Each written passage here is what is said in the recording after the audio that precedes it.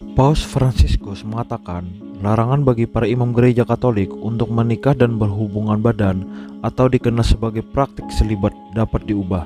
Larangan itu sudah berumur ribuan tahun. Pemimpin Vatikan tersebut menyampaikan hal itu dalam sebuah wawancara dengan publikasi Argentina Infobae. Menurutnya, larangan bagi para pastor untuk berhubungan badan hanya sementara. Tidak ada kontradiksi bagi seorang pastor untuk menikah. Selibat di gereja barat adalah rekomendasi sementara, kata Paus Fransiskus.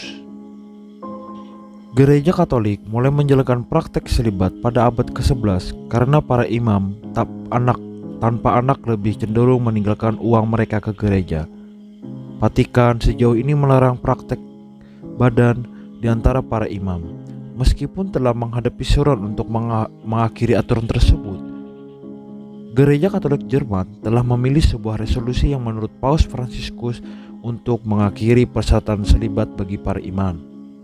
Ketika Paus Fransiskus ditanya apakah dia akan mengakhiri larangan selibat untuk para imam, dia berkata, setiap orang di gereja timur sudah menikah atau mereka yang mau sebelum pembaptisan ada pilihan untuk menikah atau membujang.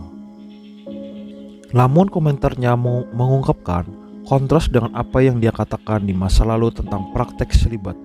Pada tahun 2019, Francis berkata, secara pribadi saya pikir selibat adalah anugerah bagi gereja. Saya akan mengatakan bahwa saya tidak setuju dengan mengizinkan selibat opsional. Dia juga mengatakan pada saat itu bahwa dia percaya mungkin ada beberapa pengecualian untuk imam yang menikah dalam ritus Latin ketika ada kebutuhan pastoral di lokasi terpencil di mana hanya ada sedikit pastor.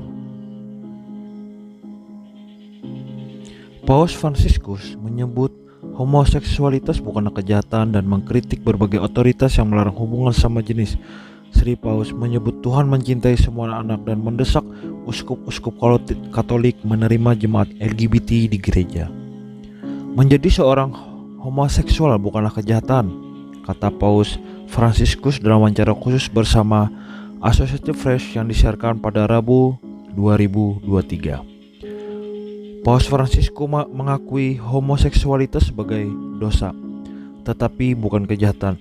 Ia pun menyebut para uskup di seluruh dunia mesti menerima proses perubahan untuk mengakui kehormatan semua orang.